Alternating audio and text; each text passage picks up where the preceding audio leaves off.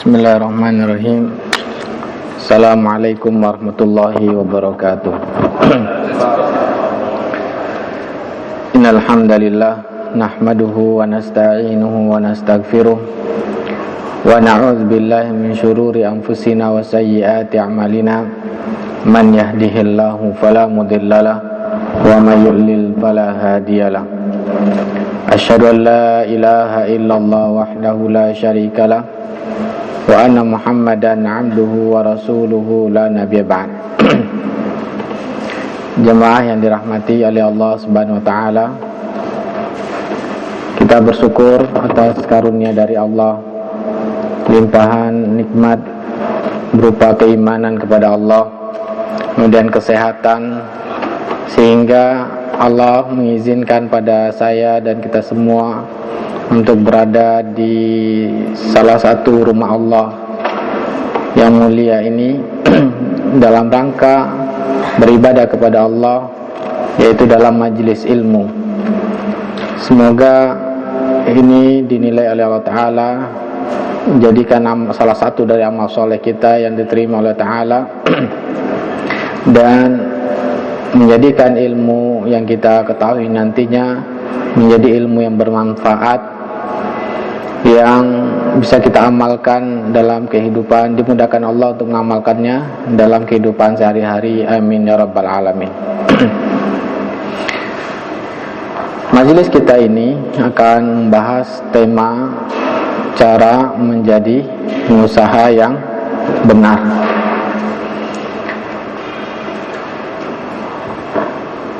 Jadi ternyata dari tema ini berarti ada pengusaha yang tidak benar, ya. Dan memang demikian. Ternyata Rasulullah SAW sudah mengingatkan pada kita. Jadi insya Allah dengan mengetahui membahas tema ini, nantinya semoga kita mengetahui apa dan bagaimana cara menjadi pengusaha, tetapi pengusaha yang benar. Berarti kita akan membahas diantaranya yaitu adab dan etika pengusaha. Kemudian kita akan bahas langsung pada apa itu ilmu-ilmu yang dibutuhkan menjadi seorang pengusaha agar menjadi pengusaha yang benar, ya. Dan adapun pengertian dari pengusaha, maka tentunya kalau kita melihat pengertian ini akan banyak orang mengungkapkannya, ya, apa yang dimaksud dengan pengusaha. Tapi intinya bahwa pengusaha tersebut pengertiannya adalah orang yang melakukan usaha secara terus menerus atau terorganisir, ya, baik itu usahanya dalam bentuk jual beli atau jual beli jasa yang mana mengharapkan keuntungan. Nah, ini adalah pengertian dari pengusaha. Dia melakukan usaha yang terus menerus untuk mencari keuntungan, ya. Kemudian yang pengusaha yang benar, tentunya benar dan salah ini kita menimbangnya dengan Al-Quran dan hadis, karena kita sebagai seorang yang muslim, jadi wajib meyakini bahwa kebenaran itu hanyalah milik Allah. Kebenaran itu hanyalah terdapat pada Al-Quran dan hadis Rasulullah SAW. Karena hadis ini maknanya sama dengan Al-Quran, keduanya adalah wahyu dari Allah, ya. Dan kebenaran itu adalah mutlak milik Allah. Dan Rasulullah SAW tidak mengucapkan kecuali merupakan wahyu dari Allah. Wa ma yantiqu anil hawa in huwa illa wahyu yuha. Jadi apa yang dilakukan Rasulullah SAW, diucapkan dan dilakukan Rasulullah SAW merupakan wahyu dari Allah. Jadi Rasulullah SAW maksum. Jadi yang dimaksud dengan yang benar itu adalah yang sesuai dengan Al-Quran dan hadis Rasulullah SAW. Nah, itu pasti benar ketika kita melakukan, ya, usaha mencari keuntungan, tetapi sesuai dengan tuntunan Quran dan hadis, sudah pasti usaha kita adalah benar. Dan Rasulullah SAW sudah mengingatkan, ya, sebagaimana hadis sudah mengingatkan kepada orang yang akan melakukan usaha mencari uang, ya. Maka beliau mengatakan hadis ini dari Ismail bin Ubaid bin Rifa'ah. Ismail bin Ubaid bin Rifa'ah, dari bapaknya, dari kakeknya. Yang mana kakeknya suatu ketika keluar bersama Rasulullah SAW ke tempat sholat.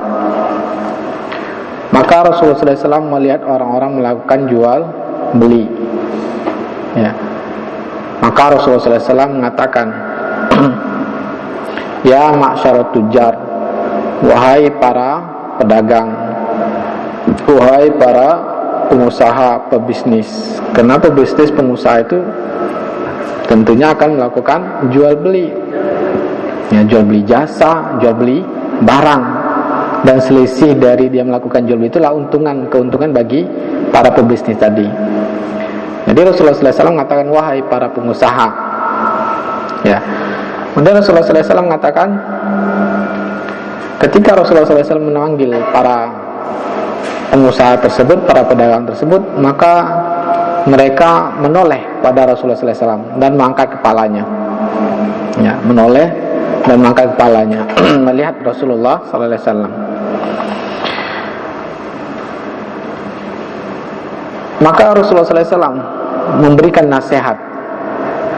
Beliau mengatakan, inna tujjara yub'atsuna yaumal qiyamati fujjaran.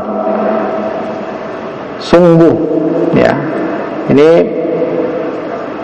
yaitu suatu ungkapan untuk penguatan. Jadi kalau kita artikan bahasa Indonesianya, para pedagang akan dibangkitkan di hari kiamat nanti sungguh dalam keadaan orang yang berdosa, ya. Jadi sungguh-sungguh, kata Rasulullah SAW, para pedagang nanti mereka akan dibangkitkan dalam keadaan berdosa. Nah, ini umum. Jadi seluruh para pengusaha, nah, akan dibangkitkan dalam keadaan berdosa. Kira-kira mau jadi pedagang nggak setelah ini? Hah? Kalau fajir itu artinya berdosa, bermaksiat pada Allah, artinya akan masuk nerakanya Allah Ta'ala, ya. Nah, ini nasihat Rasulullah SAW pada para pengusaha, pebisnis yang akan melakukan jual beli. Umum ini, seluruhnya, sesungguhnya seluruh para pedagang akan masuk fujar, bermaksiat pada Allah. Kalau bermaksiat maka ancamannya dari neraka. Kemudian Rasulullah SAW melanjutkan, illa manittaqallah. Nah, mulai beliau menjelaskan kecuali. Nah, ini yang perlu kita ketahui, yaitu umumnya para pedagang akan bermaksiat kepada Allah, kecuali. Nah, kecuali ini adalah yang benar. Manittaqallah, yaitu para pedagang yang takut kepada Allah. Kemudian wabarra, selain takut kepada Allah dan berbuat baik. Kemudian wasodaqo, dan bersedekah. Nah, inilah para pedagang yang benar, ya. Berarti ini langkah-langkah agar pengusaha atau para pedagang menjadi pedagang yang benar, karena Rasulullah SAW sudah mengingatkan kita. Hadis ini diriwayatkan oleh Imam Tirmizi dan berkata hadis ini hasan sahih, ya. Dan juga diriwayatkan Ibnu Hibban dalam kitab sahihnya dan Hakim, dan berkata sanad hadis ini sahih, dan juga disahihkan oleh Albani. Nah, inilah langkah-langkah agar menjadi pengusaha yang benar. Yang pertama adalah takut kepada Allah, ya. Jadi sekarang kita masuk pada cara-cara menjadi pengusaha yang benar. Pertama, ketika kita akan melakukan usaha harus ada tujuan. Dan ini pasti Pak ya, apa ini paling ahli dalam ini. Apapun jenis pekerjaan pasti ada visi dan misi. Jadi apa tujuan kita melakukan usaha ini? Maka orang bermacam-macam dalam melakukan tujuan bisnis. Nah, kalau saya boleh tahu rata-rata kenapa Bapak melakukan bisnis atau usaha? Silakan ada yang beri komentar. Coba sebutkan tujuan Pak. Kenapa? Kira-kira yang benar itu tujuan dalam berbisnis itu untuk apa? Pertama Bapak? Apa? Apa? Cari keuntungan. Kemudian apalagi tujuannya? Apalagi? Apa? Tujuan usaha untuk mencari relasi, ya bisa ada yang menunjukkan relasi. Ada lagi tujuan untuk melakukan usaha? Bisa berimpak yang banyak. Ya. Ada lagi? Memang betul Pak. Berarti kita tandai Pak. Ya. Nanti kalau sukses nanti harus lihat betul nggak berimpak ini. Apa lagi Pak? Kira-kira kenapa Bapak jujur? Kenapa melakukan bisnis? Mencari uang. Cuman itu saja. Apa Pak? Untuk meningkatkan ibadah. Ya. Nah, inilah tujuan yang paling benar. Masya Allah. Ya. Kayaknya ada door prize-nya Pak ya. Mana door prize-nya? Oh, door prize-nya itu udah dikasih duluan Pak ya. Ya. Jadi kalau tujuan mencari relasi, ya didapatkan relasi. Kalau tujuan mencari uang, dapat uang. Kalau tujuannya bersedekah, maka ini adalah bagian dari tujuan utama, yaitu menyempurnakan ibadah kepada Allah. Jadi jangan salah tujuan ketika memulai usaha. Jadi ketika memulai usaha, jangan sekali-kali betul-betul tujuannya mencari keuntungan dunia saja, maka rugi. Ya, rugi, sangat rugi. Kenapa? Karena dia hanya mendapatkan dunia, tapi tidak mendapatkan yang abadi. Jadi niatkan ketika melakukan usaha, yaitu bertujuan untuk menyempurnakan ibadah kepada Allah. Maksudnya apa?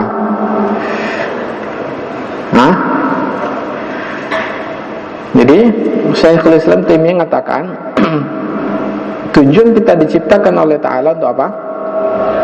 Untuk beribadah kepada Allah.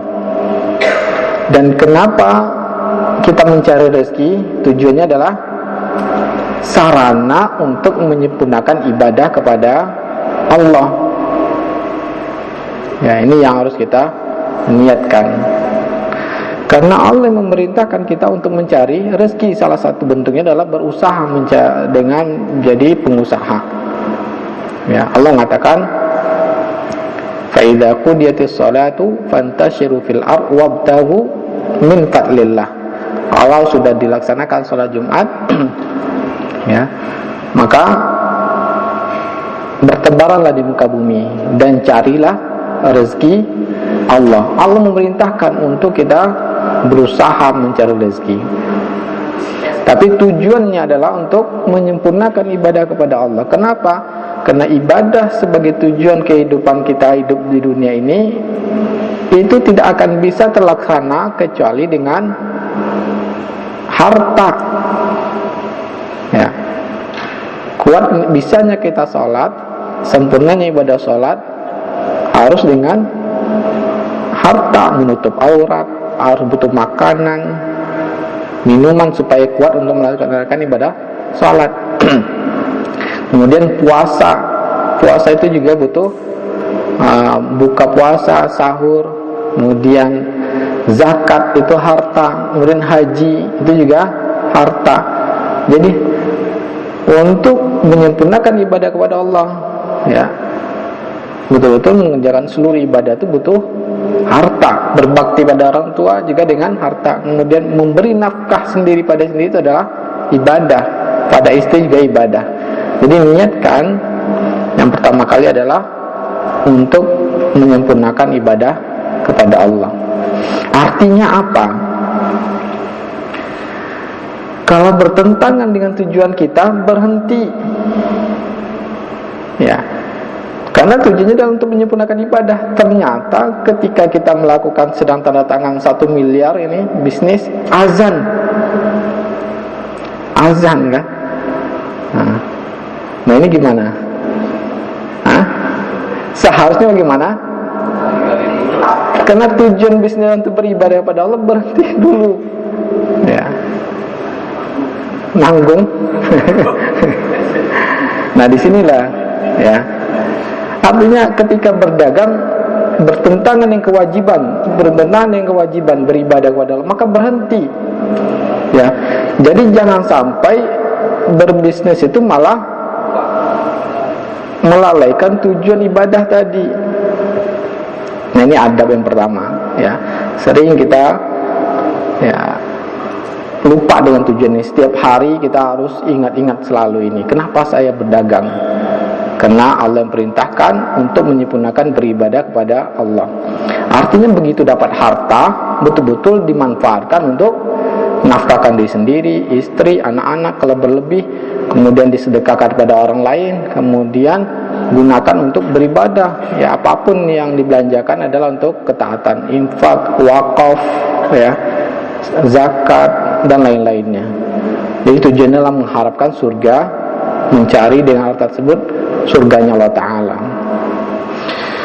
Dan memang begini para sahabat Rasulullah SAW ya, mereka berlomba-lomba menukar harta mereka para pedagang ya, pengusaha. Ketika memiliki uang, mereka tukar harta mereka dengan surganya Allah Ta'ala.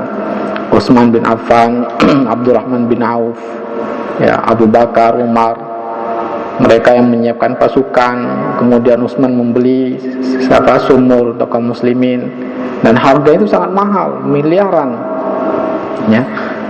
Jadi betul-betul ini sebagai sarana untuk menyempurnakan ibadah kepada Allah. Ini yang pertama. Jadi untuk menjadi pengusaha yang benar harus dengan niat tujuan yang benar. Artinya bertentangan dengan beribadah kepada Allah, berhenti. Apalagi kalau sampai melanggar yang haram, ini tidak mungkin. Kalau seorang muslim harus melakukan riba, berarti dia salah, sudah menjadi pengusaha yang tidak benar ya. Nah ini yang terjadi. Kalau tidak meminjam uang, gimana lagi kita mau usaha? Itu hanya sarana, jangan jadikan tujuan. Kalau haram, berhenti ya. Nah ini yang sering terjadi kesalahan para pengusaha. Pada Rasulullah SAW sudah mengingatkan. Beliau mengatakan ya,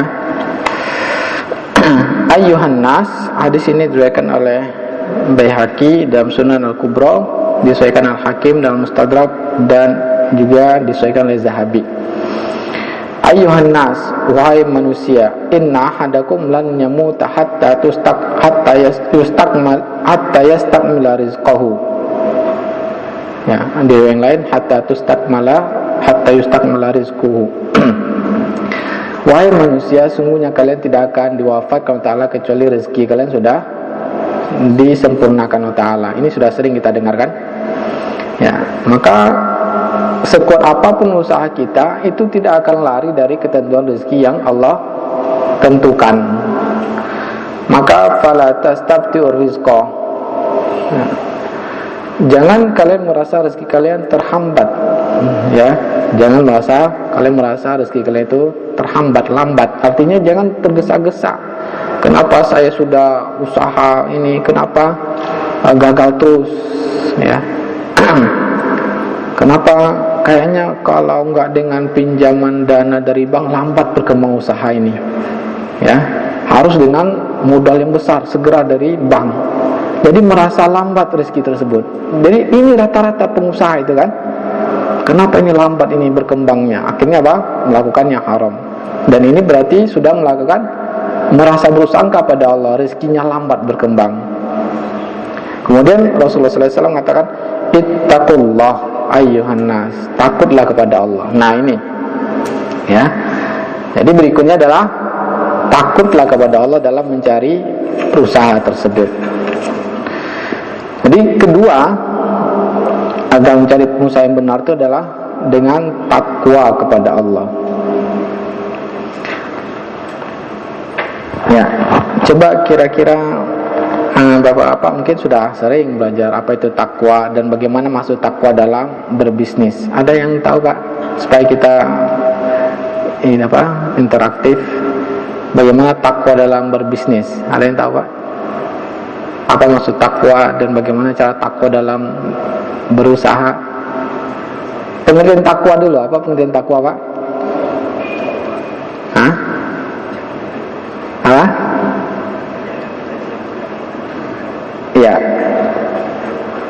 Jadi mengerjakan seluruh perintah Allah dan meninggalkan seluruh yang dilarang oleh Allah Subhanahu wa taala. Orang tidak akan mungkin bertakwa kalau tidak tahu larangan dan mana yang perintah. Ya.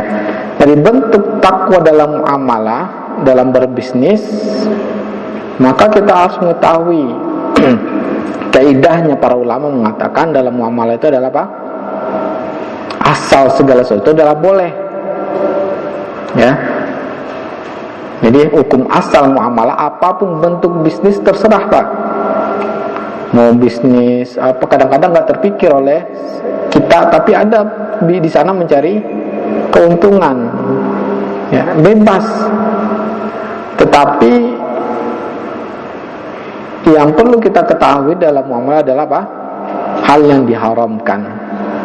Jadi bentuk takwa dalam muamalah, ketahui segala yang diharamkan oleh Allah dan Rasulnya, itu kita tinggalkan. Ya. Seorang pengusaha tidak akan mungkin bertakwa kepada Allah kalau tidak belajar. Bagaimana mungkin akan menjadi pengusaha yang takut kepada Allah tapi tidak tahu mana yang haram? Kalau yang halal bebas, semuanya halal, tapi mengetahui yang haram. Apa dalilnya bahwa pengusaha itu harus mengetahui yang haram? Wajib. Ini yang ditanyakan oleh seorang sahabat, Hakim bin Hizam, bertanya pada Rasulullah SAW. Ya Rasulullah, inni ashtari buyu'an, saya akan membeli barang yang akan saya jual. Berarti beliau akan melakukan usaha jual beli. Ya. Fama yahillu li wa ma yahrumu bi. Apa yang halal saya lakukan dan apa yang haram saya lakukan. Nah ini para sahabat mereka betul-betul berilmu sebelum beramal. Jangan sampai kita sudah melakukan bisnis sudah puluhan tahun tapi selama ini nggak tahu rukun jual beli, syarat sah jual beli. Berarti selama ini apa? Belum bertakwa kepada Allah. Padahal Rasulullah SAW mengatakan tadi apa? Ya, seluruh pedagang akan durhaka kepada Allah kecuali yang bertakwa. Bentuk ketakwaan itu belajar yang haram, karena asal muamalah itu adalah halal. Maka yang perlu kita ketahui adalah yang haram. Ya. Kemudian Rasulullah SAW ketika ditanya oleh Hakim Hizam tersebut, beliau menjawab apa? Idza istaraita ya syai'an atau buyu'an la tabi'hu hatta tastaqbidahu. Kalau kamu membeli barang yang akan dijual, maka jangan menjualnya sampai kamu menguasainya, menerima barang tersebut. Ya. Jadi Rasulullah SAW mengatakan, kalau akan membeli barang untuk dijual, jangan dijual. Maksudnya bagaimana? Langsung dikirim, masih dari supplier atau dari produsen. Ya, kita beli ini, transfer uangnya. Kita katakan pada pabrik, kirim ke nasabah saya. Ini dilarang oleh Nabi, haram hukumnya. Ya, sampai kamu kuasai, serah terima dulu barang itu. Serah terima dulu barang tersebut, apakah berbentuk fisiknya diterima atau dokumennya diterima. Kalau barangnya besar tidak mungkin dipindah-pindahkan, dokumennya berarti serah terima. Baru barang itu dikirim ke pembelinya dia atau pelanggannya dia. Nah, dari hadis ini apa yang perlu kita ketahui? Pertanyaannya tadi apa? Yang halal dan yang haram. Sehingga para ulama mengatakan Rasulullah SAW tidak menjawab yang halal, ya, tapi yang menjawabnya yang haram. Maka pengusaha itu, sebagaimana yang dinasihatkan Rasulullah SAW pada Hakim Nizam, harus wajib kalau ingin takut kepada Allah harus tahu mana yang haram, ya, harus tahu apa yang haram, sehingga jangan sampai melakukan yang haram ini, jangan sampai melakukan hal yang haram. Insya Allah nanti akan kita mempelajari sedikit demi sedikit apa yang bagaimana supaya jual beli itu sah dan apa yang diharamkan, ya. Karena tidak mungkin semuanya akan jadi mengetahui hukum-hukum jual beli dalam satu sore, satu kajian, tidak mungkin. Kita mengetahui insya Allah paling tidak berangsur-angsur. Jadi itu, agar menjadi pengusaha yang bertakwa kepada Allah memang harus dengan belajar, terus belajar apa yang diharamkan.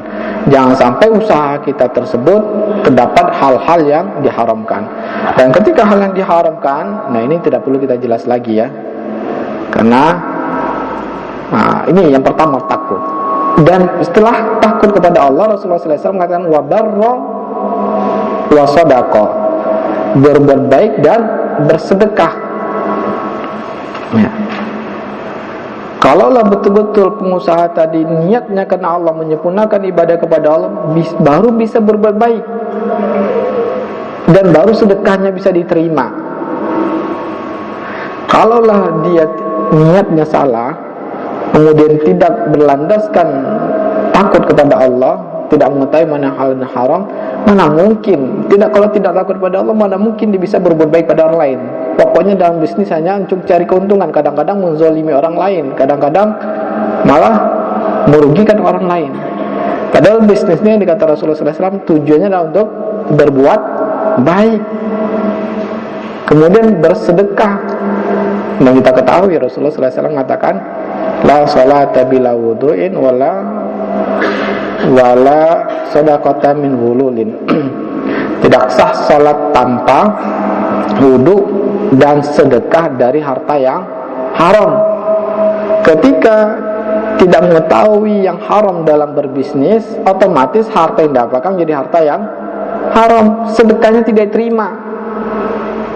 Ya, walaupun banyak sedekahnya, ya, Allah tidak jadikan amal soleh, tidak diterima Allah Ta'ala, karena innallaha thayyibun la yaqbalu illa thayyiban. Nah, ini yang banyak tertipu para pengusaha. Nggak apa-apa saya melakukan riba, suap, ya, korupsi, hasilnya juga saya gunakan untuk apa? Sedekah fakir miskin. Benar nggak ini? Tertipu berarti, merasa seolah-olah sedekahnya diterima oleh Ta'ala, padahal dari harta haram. Sedangkan melakukan dosa itu sendiri sudah maksiat kepada Allah, terancam akan azab Allah di akhirat nanti, dan tidak baik hidup di dunia. Sedangkan harapannya nanti di akhirat akan mendapatkan pahala yang besar. Ternyata Allah tidak jadikan. Tadi Rasulullah SAW mengatakan tidak menerima sedekah dari yang haram. Kalau lakukan ibadah, tidak terima ibadahnya, ya, tidak terima sebagai amal soleh maksudnya. Dan bahkan khawatirnya sholatnya tidak mendapatkan pahala, hanya gugurkan kewajiban saja. Karena Rasulullah SAW mengatakan Allah tidak menerima salat seseorang yang di dalam perutnya terdapat harta yang haram. Kenapa? Karena itu bentuk salat itu doa, ya, salat itu adalah doa. Jadi riwayat Muslim bahwa Rasulullah SAW mengatakan fa'anna yustajabu lahu, mana mungkin diterima makanan minuman pakai dari yang haram. Nah, ini bahayanya ketika berbisnis, berusaha tapi tidak mengetahui mana yang halal dan haram, ya. berarti sudah salah dalam berusaha. Maka perlu kita perbaiki ya, sebelum terlanjur terus. Jadi wajib, pengusaha itu harus wajib hukumnya. Ketika para ulama sudah mengatakan, ketika kita akan melakukan sholat, wajib mempelajari hukum sholat. Ketika kita akan berbisnis, wajib mengetahui apa yang diharamkan dalam bisnis kita ini. Kalau tidak akan bahaya. Harta yang datang jadi harta haram, begitu sudah enak ya, akhirnya susah bertobat kepada Allah. Jadi wabarro ya, insyaallah nanti kita akan rincikan hukum-hukum berkaitan dalam jual beli dan apa yang diharamkan ya. Tapi kita coba jelaskan hadis ini dulu. Rasulullah SAW mengatakan bahwa para pedagang yang benar tersebut tujuannya adalah untuk mencari rezeki Allah Ta'ala dan takut kepada Allah, landasannya kemudian wabarro, berbuat baik ya. Jadi niatkan dalam berbisnis itu adalah untuk berbuat baik ya. Berarti apa? Ya bagaimana saya misalkan melihat, wah kayaknya kebutuhan orang di sini butuh ini nih. Berarti apa bentuk baik kita? Kita berusaha menghadirkan apa yang dibutuhkan mereka. Tapi kita dapat keuntungan dan kita membantu orang lain. Ya. Jadi ini, jadi landasannya itu betul-betul bagaimana bisnis ini bukan menzalimi orang lain. Kalau dalam bisnis ini akan bahaya pada orang lingkungan sekitar, nggak apa-apa. Berarti ini bukan lagi berbuat baik, tapi sudah menzalimi orang lain. Nah, jadi wabarro, berbuat baik. Dan Rasulullah SAW sudah mencontohkan bahwa beliau sering melakukan jual beli itu untuk berbuat baik pada orang lain ya, untuk membantu orang lain. Contohnya diriwayatkan dari Abdullah bin Umar. Abdullah bin Umar mengatakan, hadis ini dari Imam Bukhari, nomor hadis 2610. Beliau mengatakan, dahulu kami bersama Nabi SAW. Ini beliau masih kecil ya, Abdullah bin Umar. Berarti Abdullah bin Umar ini anak dari Umar bin Khattab ya. Beliau mengatakan, kami bersama Rasulullah SAW dalam sebuah perjalanan. Aku menunggang anak unta yang sulit dikendalikan. Unta ini milik Umar, maksudnya adalah milik ayahnya atau bapaknya. Karena beliau masih kecil, jadi dikendarainya adalah unta kecil. Unta ini milik Umar bin Khattab. Anak unta tersebut sulit dikendalikan, sehingga apa? Sering mendahului rombongan ya, sering mendahului rombongan karena susah untuk dikendalikan. Maka Umar menghalaunya dan membawanya ke belakang ya. Kenapa? Menganggap ini adalah tidak beradab dengan orang-orang yang dewasa, Rasulullah SAW dan sahabat yang dewasa lainnya. Dia suruh ke belakang, ditarik oleh Umar ke belakang. Tapi maju lagi, kata Abdullah bin Umar. Unta tersebut karena sulit kendalikan, maju lagi mendahului rombongan ya. Kemudian Umar pun menarik kembali, terus begitu ditarik. Abdullah bin Umar jadi tidak enak, kesulitan. Beliau sudah kesulitan. Bukan keinginan beliau untuk tidak beradab dengan orang-orang yang sudah dewasa, tapi memang untanya itu yang bikin sulit ya. Untanya itu yang selalu mendahului rombongan pembesar. Maka Nabi SAW berkata pada Umar, juallah dia kepadaku, juallah unta itu kepadaku. Maka Umar pun berkata, dia menjadi milikmu wahai Rasulullah SAW ya. Maka beliau bersabda, juallah dia kepadaku. Maka akhirnya Umar menjual kepada Rasulullah SAW. Lalu Nabi SAW bersabda ya, setelah dibeli oleh Rasulullah SAW, maka Nabi mengatakan, dia menjadi milikmu wahai Abdullah bin Umar, engkau dapat melakukannya sesukamu ya. Nah, kalau tadi milik Umar, maka Umar bertanggung jawab atas unta tadi. Kemudian dibeli oleh Rasulullah SAW ya.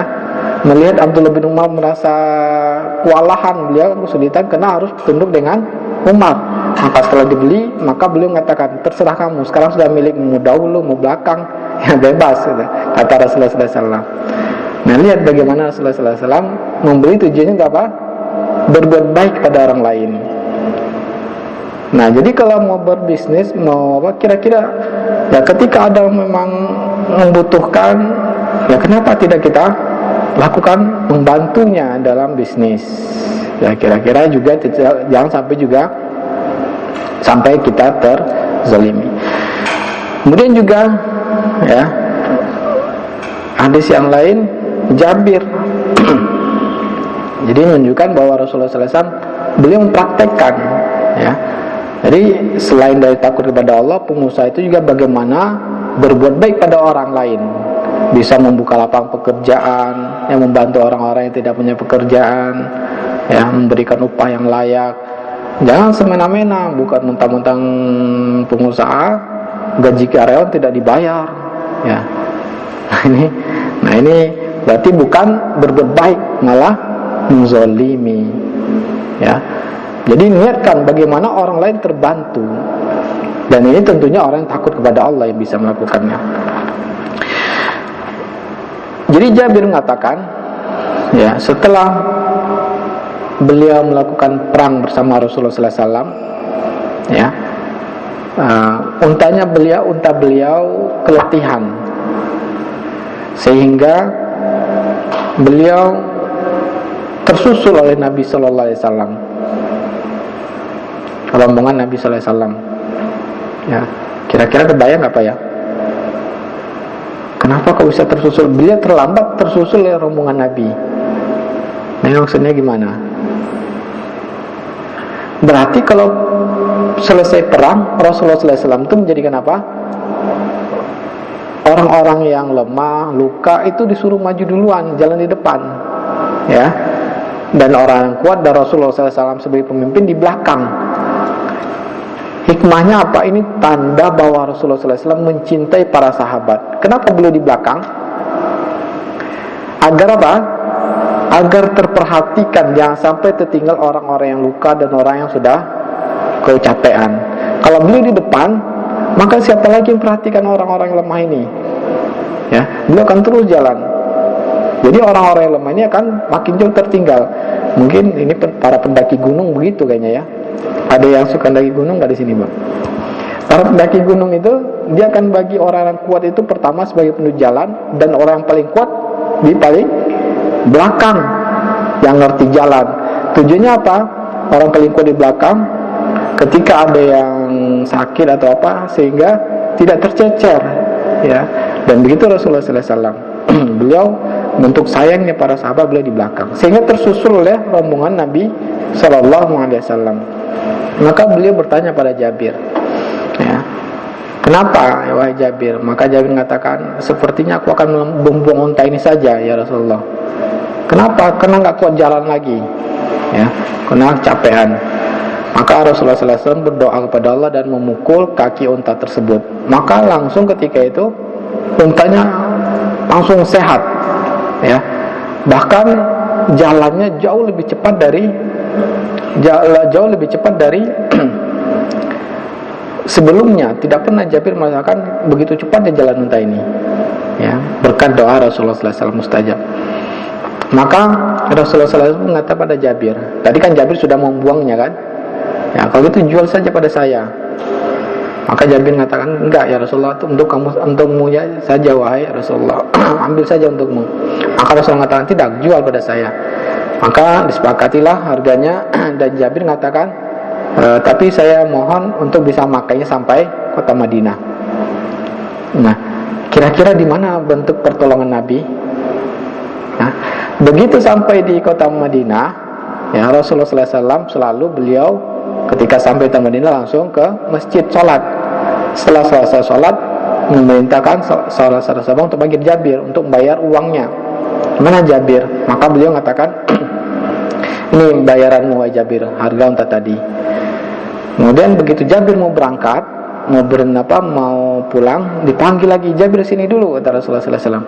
Apakah engkau mengira aku akan mengambil untamu? Maka Rasul mengatakan, ambil untamu dan uang itu milikmu. Ya. Nah, disinilah bentuk bagaimana Rasulullah SAW ya membantu para sahabat melakukan jual beli, itu adalah tujuannya untuk membantu para sahabat. Kita tahu Jabir adalah sahabat yang ini beliau baru menikah ya. Jadi beliau ditinggal orang tuanya dan memiliki saudara yang banyak, sehingga Jabir pun menikah dengan janda. Kenapa?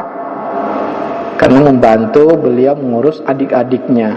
Beliau dalam keadaan sulit, Jabir radhiyallahu anhu. Nah, makanya Rasulullah SAW membantunya. Ketika itu juga Rasulullah SAW bertanya, kau sudah menikah belum? Sudah. Gadis apa janda? Maka Jabir mengatakan janda. Dan beliau pun minta uzur pada Rasulullah SAW. Kenapa tidak gadis? Kata Rasulullah. Beliau mengatakan karena memiliki saudara. Ya, itu sudah kita ketahui ya, apa ya. Nah ini, jadi tujuannya adalah untuk berbuat baik.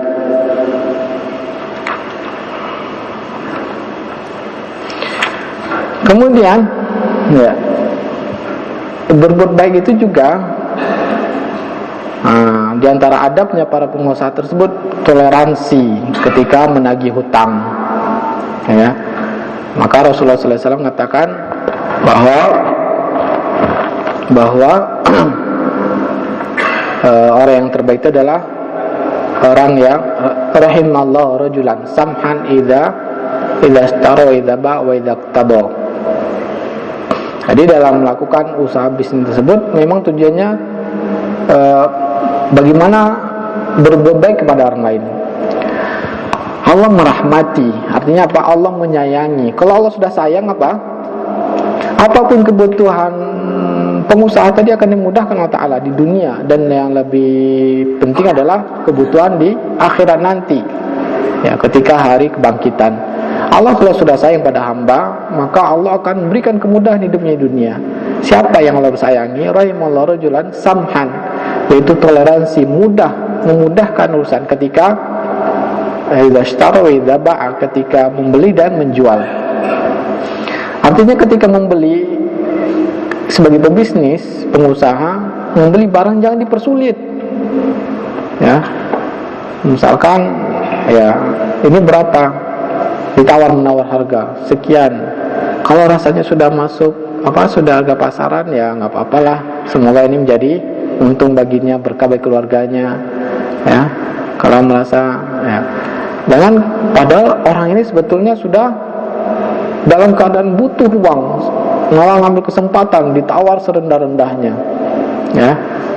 Nah, jadi Allah akan menyayangi orang yang betul-betul memudahkan.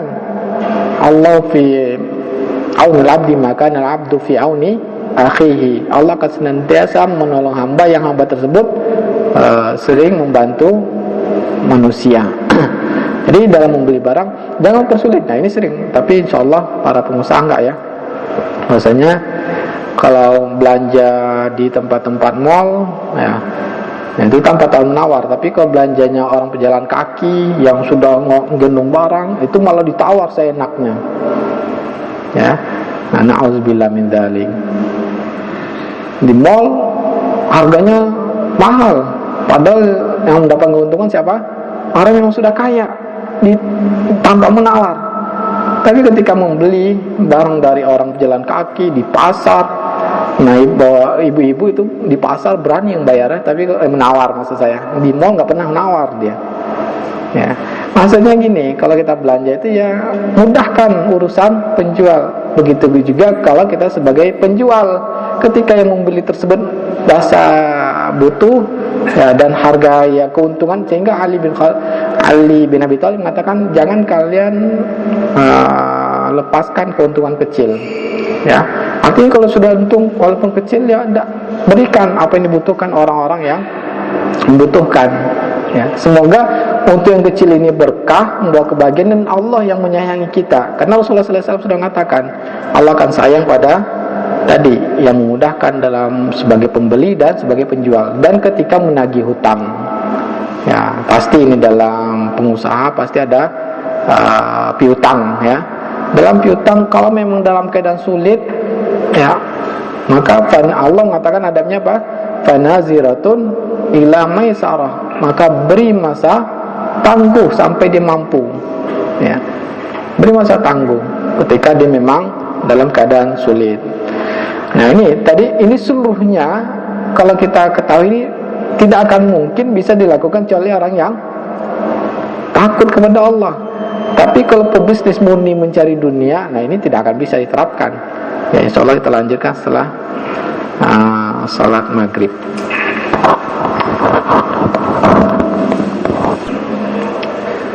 Bismillahirrahmanirrahim. Assalamualaikum warahmatullahi wabarakatuh.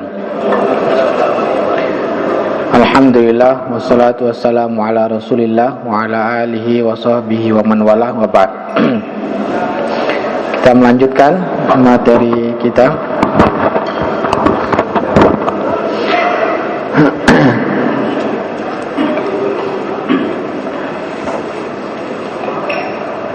Rasulullah SAW tadi mengatakan bahwa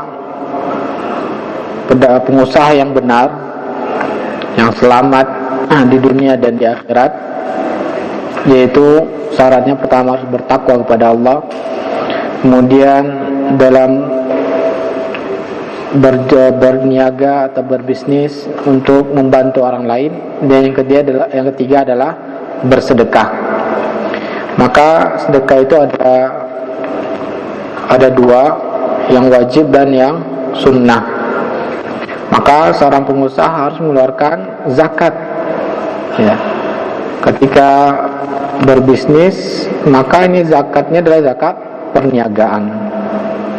Nah, jangan sampai pengusaha itu tidak mengetahui hukum-hukum zakat mal. Ya, dalam perniagaan maka ada zakatnya. Kalau tidak mengeluarkan zakat, berarti sudah mendapatkan ancaman neraka dari Allah Ta'ala, azab yang pedih. Allah mengatakan walladzina yaknizuna adz-dzahaba wal fiddata wa la yunfikuna fi sabilillah fabashshirhum bi'adzabin alim. Orang-orang yang menimbun harta mereka, yang menimbun tidak menginfakkan di jalan Allah. Maksudnya apa?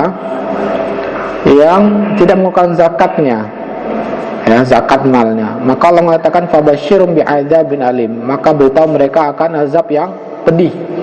Ya, Allah akan mengazab para pengusaha yang tidak mengeluarkan zakatnya.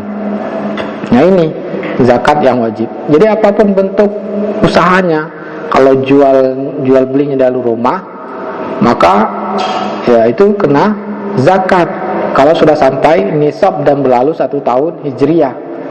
Ya, kalau jualannya baju, berarti nilai bajunya tersebut ya sudah sampai nisab atau belum. Nisabnya adalah 85 gram emas 24 karat. Ya, maka tergantung dari harga emas. Dinilai properti tadi, kalau kita anggap 1 gram emas 24 karat sekarang berapa? Nilainya berapa, Pak? 650. Jadi kali 85 berapa? 55 jutaan. Ya, sekitar itu. Dinilai propertinya sampai tidak yang diperjualbelikan 55 juta. Maka kalau sudah sampai, setiap tahunnya hijriah dikeluarkan zakatnya 2,5%. Barang dagangannya adalah baju, dinilai bajunya dikurangi hutangnya, kemudian uang tunainya berapa dikurangi hutangnya. Kalau sudah berlalu 1 tahun, maka keluarkan zakatnya. Apapun untuk jual belinya, sapi, ayam, sawit, padi, ya. Maka semua perniagaan, pendapat yang kuat mayoritas ulama mengatakan wajib zakat mal. Nah, ini pengusaha harus perhatikan zakat. Kalau tidak, Allah akan mengancam dengan azab yang pedih di akhirat, yaitu akan dipanaskan harta tersebut dan disetrikakan fatukwa biha jibahum wa junubuhum wa zuhuruhum, dibakar, disetrikakan ke jidat mereka, lambung dan punggung mereka. Nah, itu di neraka. Ya. Maka ini sedih pengusaha jangan sampai lupa zakat mal. Ya, salurkan zakat malnya. Harus tahu hukum zakat. Yang mengerti hukum zakat. Nah, apapun bentuk usahanya yang bersifat ada keuntungannya di sana. Berikutnya bersedekah yang sunnah. Ya, yang sunnah untuk memenuhi kebutuhan sendiri, istri, anak-anak, orang tua dan saudara, kemudian fakir miskin di sekitarnya. Nah, inilah para pengusaha yang benar. ya. Nah, agar menjadi yang benar tadi, ikutin nasihat Rasulullah SAW. Kalau tidak, Rasulullah SAW mengatakan tub'asuna yaumal qiyamati fujjaron, kalian akan dibangkitkan dalam keadaan orang yang berdosa, ya. Jadi harus takut kepada Allah, kemudian berbuat baik, kemudian harus bersedekah, tadi penjelasannya. Nah, kita merinci yaitu hukum-hukum berkaitan dengan jual beli. Karena pengusaha pasti akan melakukan jual beli, ya. Nah, apa hukum yang harus kita ketahui dari jual beli? Apa pengertian jual beli? Yaitu tukar menukar secara bahasa. Ada secara syariat tukar menukar harta dengan tujuan kepemilikan. Jadi kalau sudah tukar menukar harta, kesepakatan tukar menukar harta, maka dinamakan jual beli. Dalam Islam kaidahnya bahwa yang dianggap itu bukan nama tapi praktek, ya. Jadi hukum itu berlaku pada praktek, bukan pada nama. Maksudnya apa? Mungkin orang memberikan nama tukar kado, ya, tukar kado itu misalkan dalam acara jalan-jalan keluarga diadakan perusahaan, di sana ada tukar kado, disyaratkan nilai kadonya berapa, misalkan 50.000 atau 100.000, ya. Nanti ketika acara ditukar, dan tetapi dibungkus. Nah, apakah ini tukar hadiah atau tukar kado? Apakah boleh atau tidak ini? Nah, ini bukan tukar kado, bukan tukar hadiah, tapi jual beli ini namanya. Ya, kenapa? Di sana ada persyaratan, ketika harta saya berikan, kamu juga harus berikan harta milikmu. Berarti ini jual beli. Jadi jangan terpengaruh dengan nama. Ya, mungkin orang beli nama jasa tempat penitipan motor. Kalau dari nama ini penitipan, apa yang maksudnya penitipan? Wadiah, dititipkan, ya, tanpa ada jasa. Kita ambil motor kita, terima kasih, ya. Nah, benar, apakah demikian prakteknya? Prakteknya apa? Bayar. Berarti ini bukan penitipan, ini apa? Sewa tempat, ya, untuk parkir. Maka berlaku hukum sewa menyewa. Nah, ini jual beli. Ya, tadi jual beli barang tukar kado, dan yang kedua adalah tukar jual beli jasa dengan harta. Karena di sana ada harta, uang ditukar dengan harta manfaat dari harta tempat disewakan. Jadi itu jual beli, bagian dari jual beli. Maka kita harus tahu hukum jual beli itu apa, syarat sahnya, supaya jual beli kita ini sah, tidak diharamkan, ya. Dan supaya jasa tukar jasa ini adalah sah, ya, diridhoi Allah Ta'ala dan tidak diharamkan. Maka syarat yang pertama, syarat sah jual beli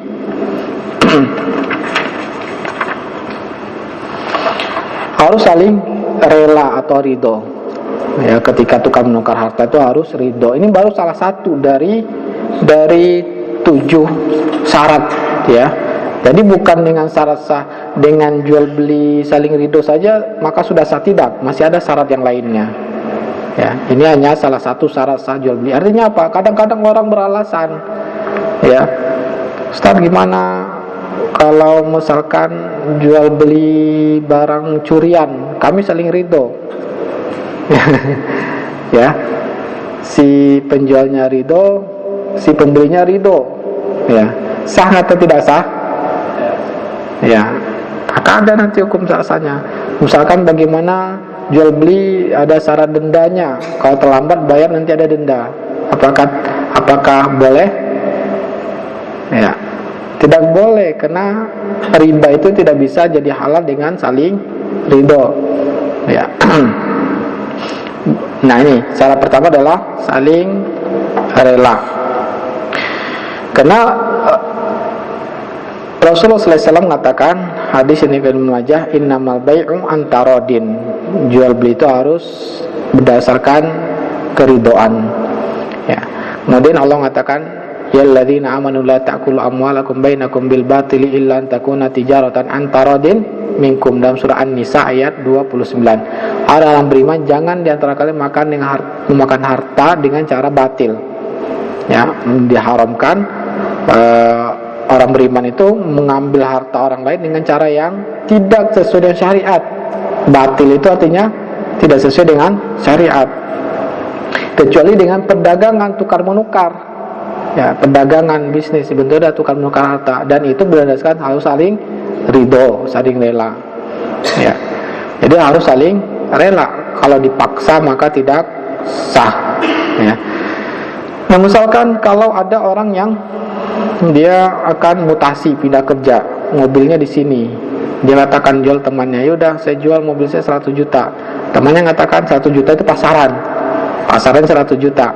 Temannya mengatakan saya ini cuman maunya 80 juta.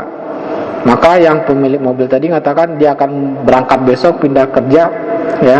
Dia katakan, udah terpaksa sih jual, mana uang 80 juta. Boleh nggak ini? Boleh nggak ini?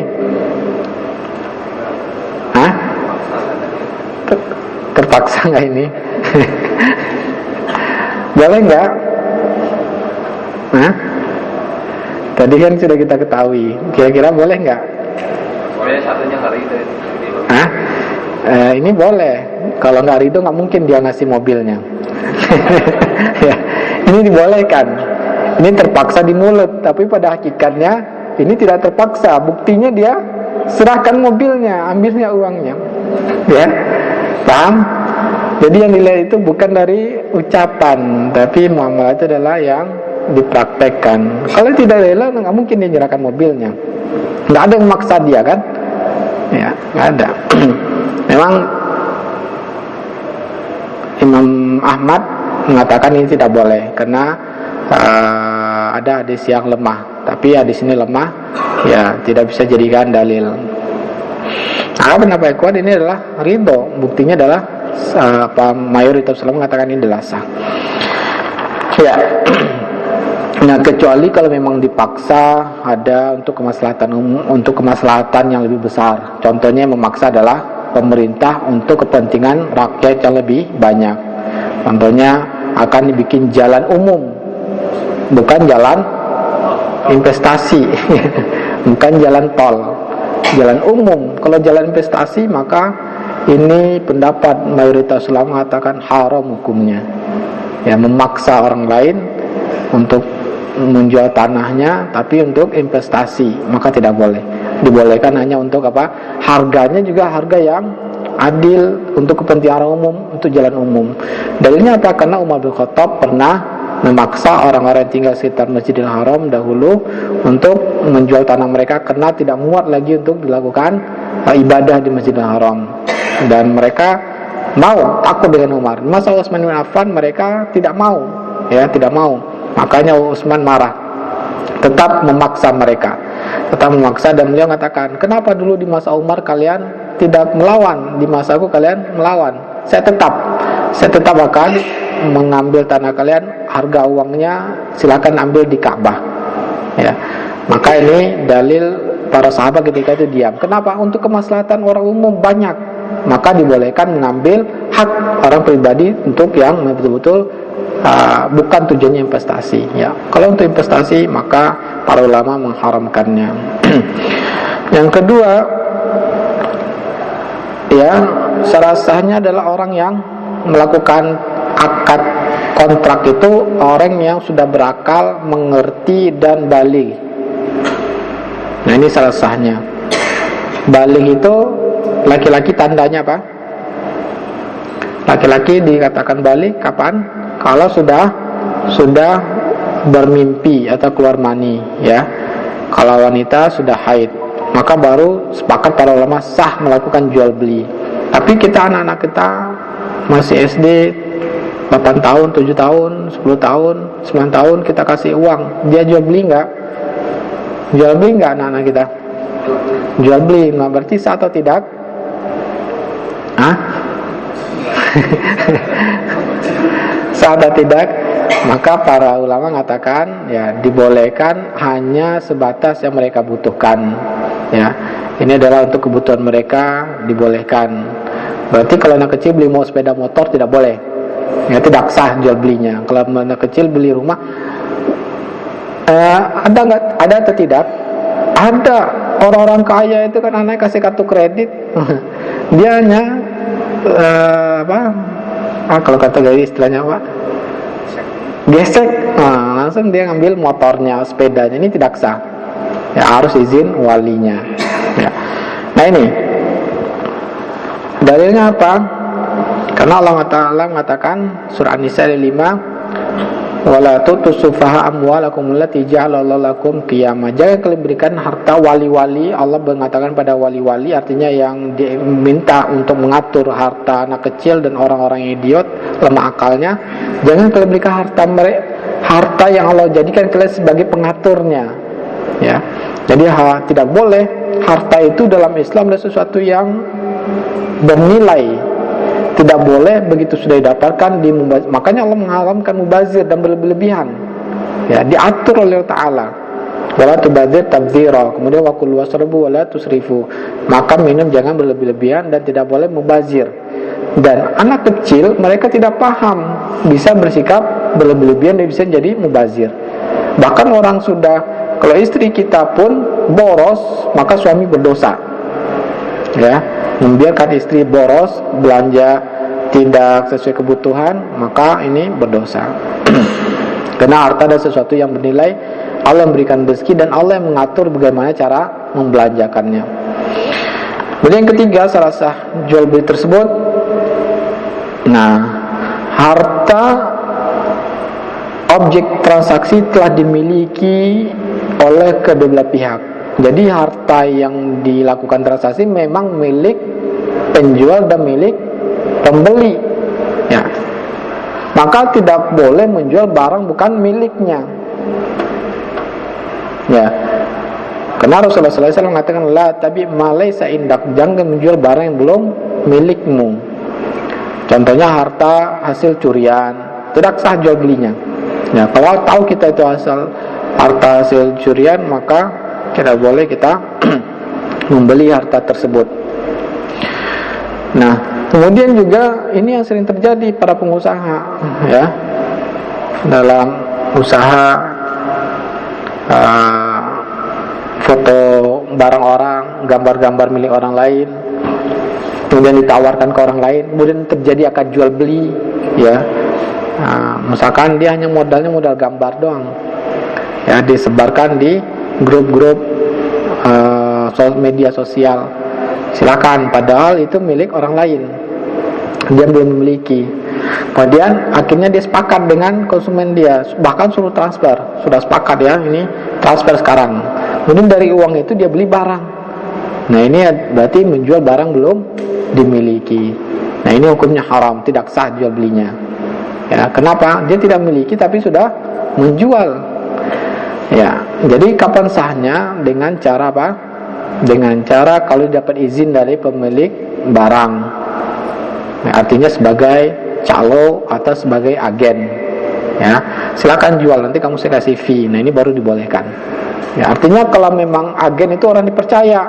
Tapi kalau pemilik barang katakan silakan cari konsumen, ya nanti saya kirim, tapi syaratnya saya ngirim ke konsumen kamu atau pembelimu, kamu harus transfer dulu ke saya. Boleh atau tidak ini? Jadi tidak boleh. Kenapa? Pada hakikatnya dia ini adalah pembeli, ya, bukan sebagai agen. Kalau agen itu walaupun belum dikirim uang, tetap dia kirim. Paham maksudnya? Tapi kalau dia harus syaratkan beli dulu, transfer dulu ke saya, berarti dia sebagai pembeli, bukan sebagai agen. Maka tidak sah ini, ya. Kenapa? Karena barang langsung dikirim ke si konsumennya dia tadi belum dipegang, belum dikuasai. Di sana letak haramnya. Ya. Juga barang menjual yang tidak dimiliki ini adalah contohnya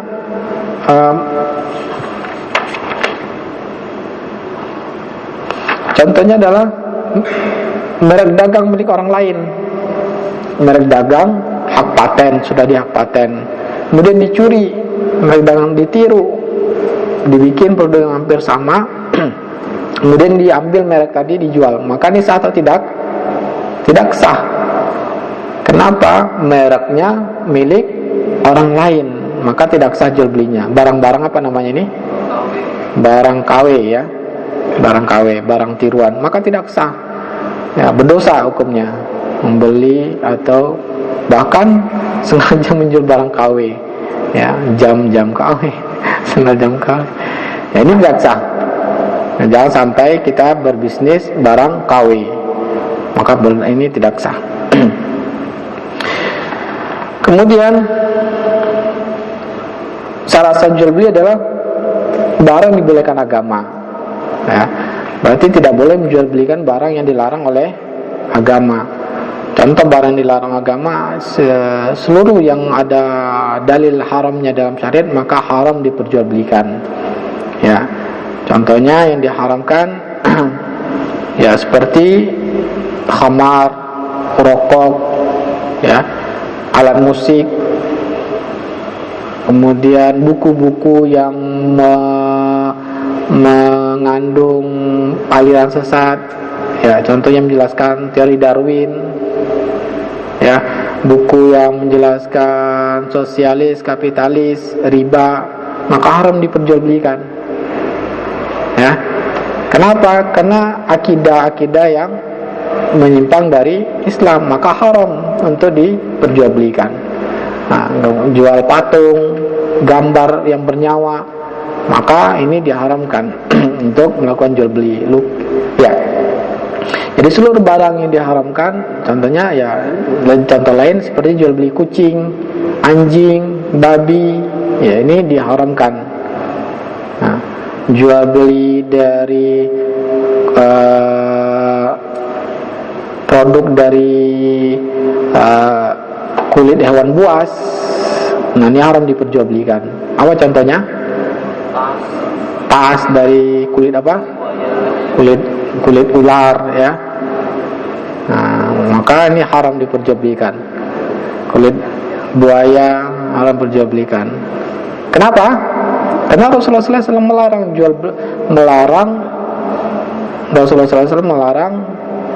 yaitu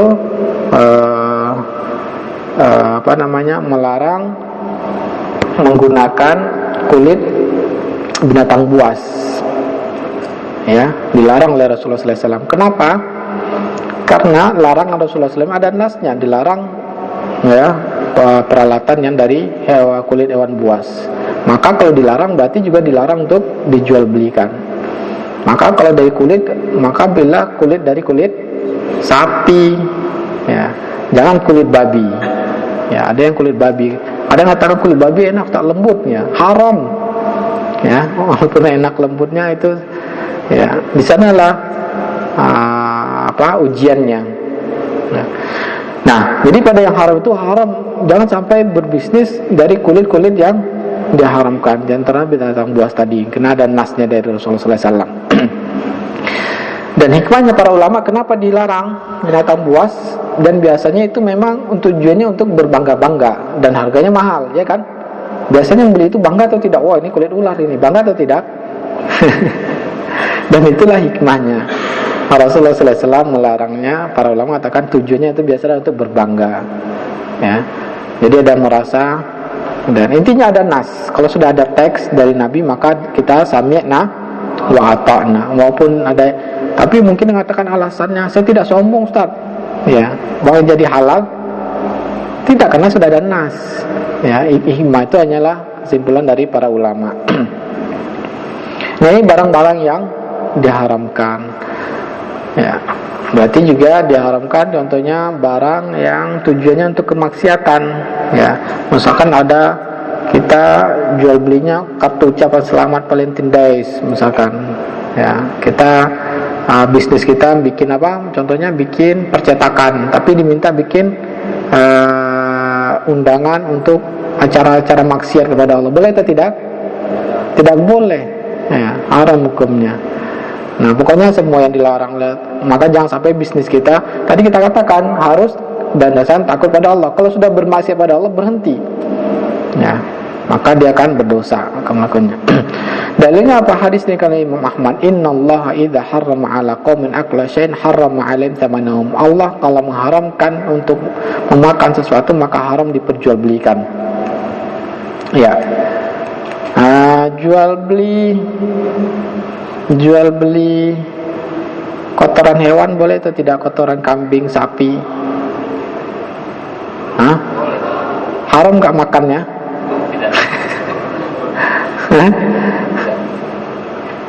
Iya, khilaf para ulama. Pendapat yang kuat tidak najis, tidak haram. Kenapa? Nabi SAW perintahkan orang-orang yang terkena musibah, ya mereka suku Oklen dan Zakwan, mereka terkena musibah di kota Madinah. Maka Rasulullah SAW perintahkan mereka untuk berobat minum dari susu onta zakat, ya, dan dari air kencingnya. Ya.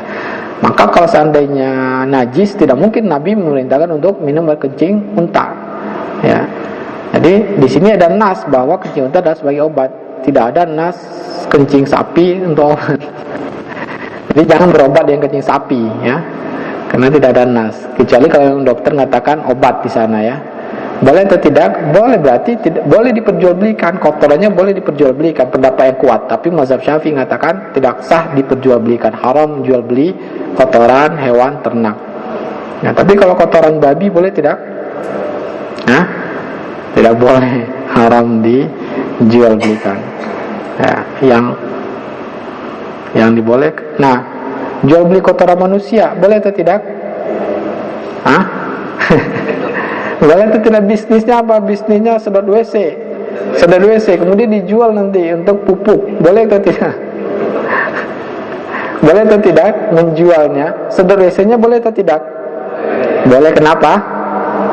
Jasa tidak mengharuskan barangnya suci. Ya boleh, jasa itu yang dikerjakan adalah najis. Tapi jual beli barang najisnya itu boleh atau tidak? Menjual tinjanya itu dijual, boleh atau tidak? Tapi biasanya kalau mencari jual itu maksudnya apa? Menjual itu beli tinja tadi, dibeli misalkan satu mobil 1 juta, dijual 1.200.000. Nah itu yang jual. Itu yang namanya jual. Ada keuntungan selisih dari beli ke jual. Tapi dia mengatakan, ya nggak apa-apa, kami siap, kami berikan tinja yang sudah kami ambil, tapi bayar sekian. Kita tanya, kenapa ada biaya? Ya kan sopir butuh gaji, mobil butuh biaya. Nah itu boleh atau tidak? Boleh itu berarti. Ya kenapa? Itu bukan menjual. Ya kalau misalnya beli tinjanya tadi 1 juta, ditambah biaya ini, nah itu berarti bukan ngambil untung, berarti hanya sewa real, jasa real yang dikeluarkan. Nah itu dibolehkan, ya. Nah itu tadi berkaitan dengan barang-barang yang dilarang oleh syariat. Nah intinya, dan taunya kita itu barang dibolehkan dijual beli atau tidak harus belajar, ya, harus belajar apa saja yang diharamkan oleh syariat. Berikutnya, salah satu jual beli yaitu objek yang dijual belikan bisa diserah terimakan. Ya, kalau tidak bisa diserah terimakan maka tidak sah jual belinya. Ya, tidak ada serah terimanya. Contohnya seperti apa? Ya, tidak ada serah terimanya. Hakikatnya serah terima tidak ada. Hakikat barang tidak ada. Ya, diantaranya Allah Ta'ala bursa komoditi. Ya, bursa komoditi, jual beli bursa kopi. Padahal kopi tadi mana nggak jelas dia. Ya, nggak ada serah terima kopi. Yang dijual belikan apa? Butuhnya ada judi, itu berarti. Ya, bursa komoditi. Ya, tidak ada serah terimanya. Nah, biasanya kalau ulama-ulama dahulu mencontohkan barang yang tidak bisa transaksikan, ya, para ulama contohkan, saya punya burung itu lepas, silahkan saya jual, ya, saya jual, silahkan tangkap sendiri. Nah ini tidak bisa serah terimakan, ya. Atau contohnya, dulu saya kerja di Malaysia, saya punya mobil di sana, ya, siapa mau beli? Akhirnya ada teman yang beli, berapa? Kalau murah, ya, kalau di sini mungkin pasaran 100 juta, saya jual 25 juta saja. Setelah terima uangnya, kemudian dia berusaha untuk bawa ke sini, ternyata nggak bisa. Ya, berarti ini tidak bisa diserah terimakan. Berarti ini ada sesuatu yang tidak jelas, maka tidak sah. Ya, jadi kita pastikan barang ini bisa diserah terimakan. Kalau tidak bisa diserah terimakan, maka tidak sah jual belinya. Apa dalilnya? Rasulullah SAW, hadis dari Imam Muslim dari sahabat Abu Hurairah, nah Rasulullah SAW an bail gharar. Rasulullah SAW mengharamkan jual beli gharar. Gharar itu yang tidak jelas. Contohnya tadi tidak jelas, bisa tidaknya diserah terimakan barang tersebut. Berikutnya, salah satu jual beli adalah objek transaksi jelas ketika akad, jelas barangnya dan jelas harganya, ya. Jelas. Maka kalau harga tidak jelas, tidak sah jual belinya. Contohnya apa? Ya, misalkan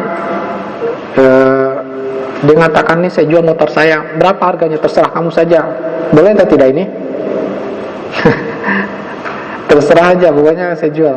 Boleh nggak ini? Hah? Berarti waktu dia mengatakan terserah itu tidak sah jual belinya. Tapi begitu ditawar 10 juta, oh ini nggak apa-apa, diambil 10 juta. Nah ketika ini sah atau tidak? Jadi sah, ya.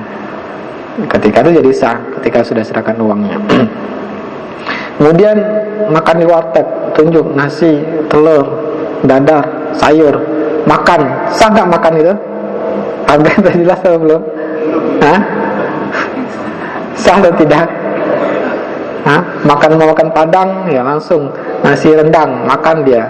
Sah atau tidak? Sudah jelas belum harganya? Sah atau tidak ini? Berarti berdosa selama ini makan padang. Hah? Di warteg. Nah ini gimana? Biasa bisa. Hah? Biasanya begitu. Kebiasaan. Apakah dengan kebiasaan menjadi halal? Orang kebiasaan berzina jadi halal? Hah? Sah atau tidak ini? Khilaf para ulama, ya. Maka pendapat yang kuat adalah mengatakan mazhab Syafi'i mengatakan tidak sah. Ya, jadi kalau makan warteg itu harus tanya dulu nasi telur berapa, nasi padang, nasi rendang berapa, baru makan. Kalau enggak haram jadinya makan tadi. Ya. Mazhab Syafi'i, iya harus jelas. Ketika makan berarti kita sudah menerima harta orang lain kan? Tapi pendapat yang kuat para ulama, ya, dan ini dilihat dari betul kebiasaan, harganya itu harga biasa, maksudnya harga itu jelas. Saya yakin bapak-bapak nggak berani makan padang kalau uangnya cuma 5.000, ya kan? Kenapa? Karena sudah ada dalam pikiran pembeli harga pasarannya, dan penjual juga sudah biasanya menetapkan harga pasaran, ya. Nah, harga pasaran ini kan berbeda-beda satu tempat lain. Mau makan padang tapi di bandara, baru sekali itu dia ke bandara, sah atau tidak? Hah? Dia baru kali itu makan di bandara, sah atau tidak? Ya. Nah itu, makanya jangan sekali-kali makan kalau tidak tahu harga, ya, maka bisa menjadi perselisihan nantinya. Ya, baru sekali itu ke bandara tiba-tiba uangnya cuma bawa 20.000. Ternyata di bandara nasi padang berapa, nasi rendang 45, Pak, berapa? 50. Nah, akhirnya terjadi perselisihan kan? Nah, itu. Nah, jadi sahnya itu kalau memang sudah tahu harga pasaran. Jadi kalau tempat-tempat wisata baru sekali itu makan di sana, tanyakan dulu supaya jelas, ya. Karena tidak sah kalau barangnya dan harga jualnya tidak jelas ketika akad. Jadi speknya harus jelas. Nah ini yang sering dilalaikan para pengusaha, ya, spek barang. Tapi pengusaha insya Allah nggak akan ini teliti dalam spek barang. Orang-orang yang melakukan jual beli biasanya cuek dengan spek barang. Spek itu harus jelas. Kalau tidak jelas maka gharar, haram hukumnya. Ya, kalau membeli handphone dirincikan speknya seperti apa, handphonenya harganya berapa, baru sah jual beli tersebut. Yang ketujuh,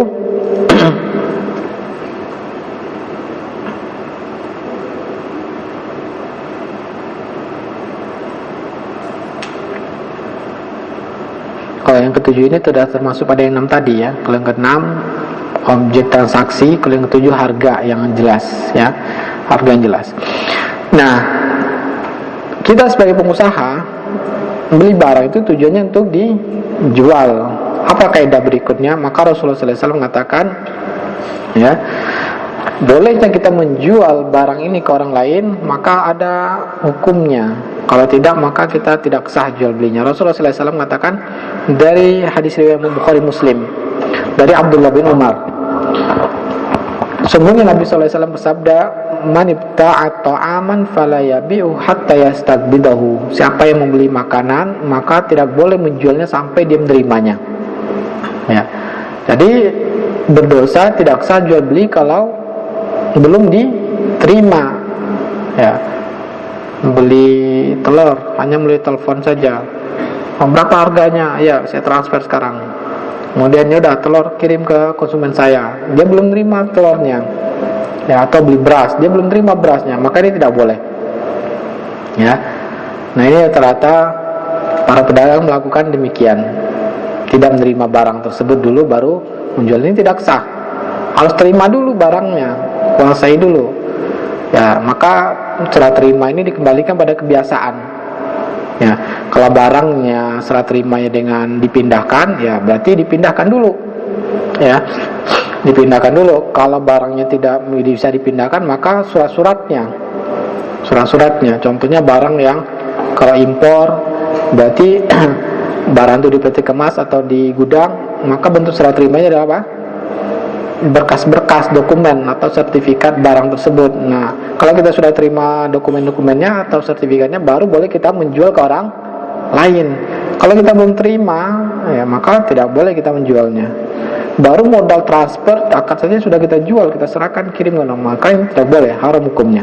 Nah, tidak sah. Nah, itu yang perlu kita ketahui dalam jual beli. Ya. Berikutnya, tapi ini waktu udah mau habis Pak ya. Tanya jawab aja Pak. Hah? Tanya jawab aja Pak ya. Silakan tanya jawab, kita lanjutkan diskusi tanya jawab. Silakan Pak.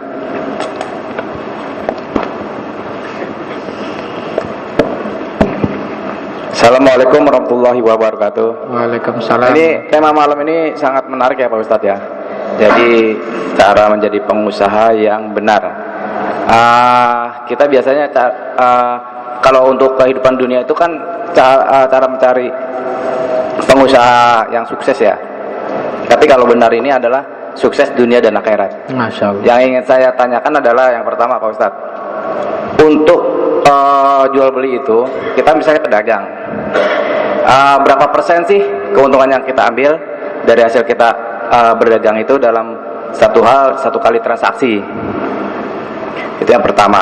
Terus yang kedua, bagaimana untuk orang-orang yang bekerja, mohon maaf aja Pak Ustadz ya, kan kita ada namanya pabrik minuman keras atau pabrik rokok, itu bagaimana karyawan yang bekerja di situ, hukumnya apa?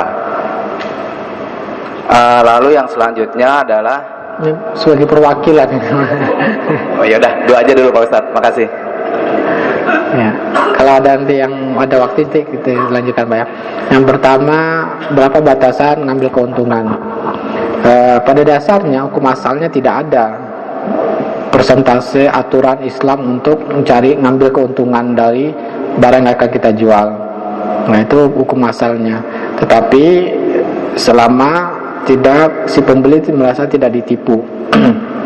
Ya, karena kalau sudah merasa ditipu, maka di sana ada khiyar cacat, yaitu merasa bukan khiyar cacat, khiyar tertipu, karena merasa ditipu dalam harga, maka berhak dia untuk membatalkan atau meminta selisih harga dari harga pasaran. Jadi menentukan tertipu atau tidak tertipu dikembalikan pada pasaran. Ya, yang tahu dengan harga pasaran barang tersebut adalah siapa orang paling ngerti. Ya, maksudnya seperti apa?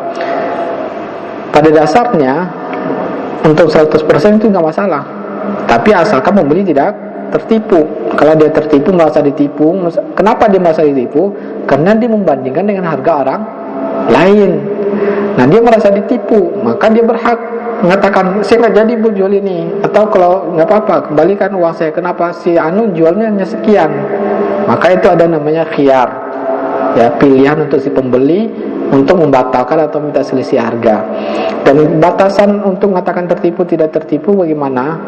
Ya, maka dikembalikan pada kebiasaan masyarakat. Contoh, ada sebagian ulama menentukan dengan lebih dari sepertiga harga barang. Contohnya seperti apa? harga barang misalkan 100.000, sepertiganya berapa? Kira-kira 35.000 ya.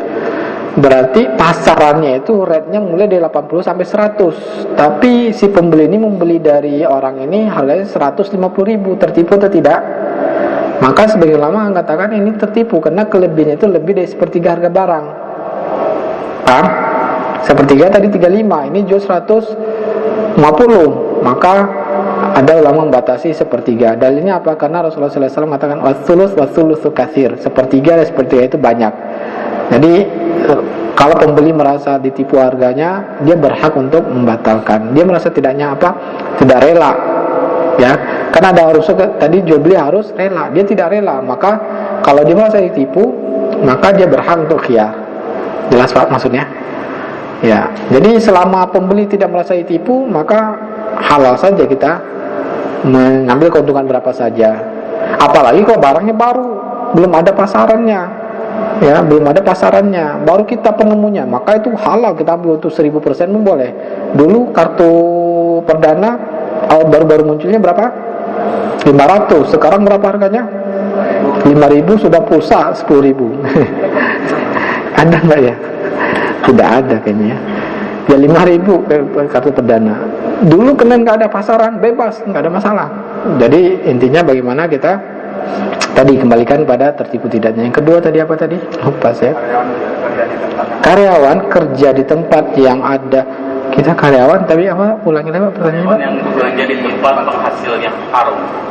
Di rokok, pabrik miras. Karyawan untuk membuat produk yang haram, itu maksudnya pertanyaannya. Ya. Ya haram. Ya kenapa? Allah mengatakan wa ta'awanu 'alal birri wat taqwa wa la ta'awanu 'alal itsmi wal udwan. Tolong menolong itu tadi adalah dalam ketakwaan kepada Allah. Maka haram tolong menolong dalam bermaksiat kepada Allah. Maka kita tidak boleh bekerja menyediakan khamar padahal Allah haramkan khamar. Nabi perintahkan untuk dibuang. Kita malah membikinnya. Berarti kita melawan Rasulullah SAW. Berarti hidup kita tidak akan bahagia dan diancam di akhirat nanti dengan azab Allah Ta'ala. Maka berhenti, karena kerja kita itu sudah bermaksiat pada Allah, maka hartanya dikhawatirkan tidak akan bawa keberkahan ya, hidup tidak akan tenang. Yang jelas kerja itu haram ya, Allah Ta'ala. Silakan Pak. Waalaikumsalam warahmatullahi wabarakatuh. Jadi ada satu terkait dengan keabsahan transaksi jual beli yang dianggap haram kan? Ketika kita transfer uang dari barang yang belum diterima, secara transaksi itu tidak sah. Kalau tidak sah maka haram. Nah saat ini kan yang lagi tren adalah online marketing atau belanja online. Itu mungkin sebenarnya seperti itu. Nah, yang saya jelaskan tadi bukan begitu. Yang saya jelaskan tadi haramnya kalau dijual ke orang lain. Paham maksud saya Pak? Dropshipnya itu yang diharamkan. Beli telur, Kita terima, ya, uang yang sudah kita transfer, mau ya. transaksikan kan nggak sah. Bukan itu saya maksudnya. Maksud saya itu haram. Tadi kan ada saya katakan haram dia menjual ke orang lain dan dikirim langsung ke orang lain, itu yang saya jelaskan. Itu maksud Nabi. Tapi kalau dia transfer itu sudah jadi milik dia, sudah sah jual belinya. Ya. Belum. Nah, cuma penguasaan barang belum sempurna. Jual belinya sudah sah, cuman dia kan baru transfer uang secara kepemilikan. Telur tadi sudah milik dia, tapi sudah betul-betul milik dia atau belum? Belum, karena belum, bisa saja dibatalkan oleh si pemilik telur. Saya nggak jadi, misalkan dibatalkan sama dia, ya kan? Nah, telurnya nggak bisa kita kuasai, berarti kepemilikannya belum sempurna. Maka Nabi mengharamkan menjual ke orang lain. Ya, tapi kalau jual belinya tadi sah, paham maksudnya Pak? Ya, maka jual beli online Nah itu boleh pada dasarnya selama tidak bertentangan dengan syariat. Contoh bertentangan syariat apa? Jual beli barang yang harus tunai. Kalau beli telur tidak harus tunai, tapi yang tunai itu seperti beli apa? Jual beli emas dan jual beli mata uang. Nah itu harus tunai. Tidak boleh dengan cara tidak tunai. Tidak boleh online, cara online tapi beli emas. Kenapa? Nabi mengatakan zahabu bi zahabi mislan bi mislin yadan biyadin. Emas kalau ditukar dengan emas harus sama beratnya dan harus tunai. Artinya apa tunai itu? Emasnya ada di sana dan uangnya juga ada di sana. Ya, kan Nabi mengatakan emas. Ini kita belinya rupiah dengan emas. Apa hubungannya? Emas maksud Nabi ketika itu adalah dinar, mata uang. Kalau ditukar dengan emas maka harus tunai. Dan sekarang mata uang itu adalah rupiah, maka rupiah ditukar rupiah harus tunai. Rupiah tukar dolar harus tunai. Nah itu tidak boleh jual beli online. Itu maksudnya Pak. Ya, ya Allah Ta'ala. Nah kita jual lagi ke orang lain tapi kita belum menguasai, itu tidak boleh, haram hukumnya. Ya, paham Pak? Motor kredit belum lunas kita jual. Tiba-tiba tadi ada yang cuci tangan duluan Pak. Banyak kan? Banyak. Motor kredit. Iya. Dia yang menjual barang yang dia status masih kredit. Enggak apa-apa. Dengan dia mengatakan jual beli, misalkan nih saya beli motor kamu, nanti bannya setahun lagi ya, misalkan, ini nggak apa-apa, setahun lagi tanggal sekian saya bayar. Motor sudah milik dia atau belum? Sudah milik dia, berhak dia menjual ke orang lain. Ya berhak dia, nggak ada masalah.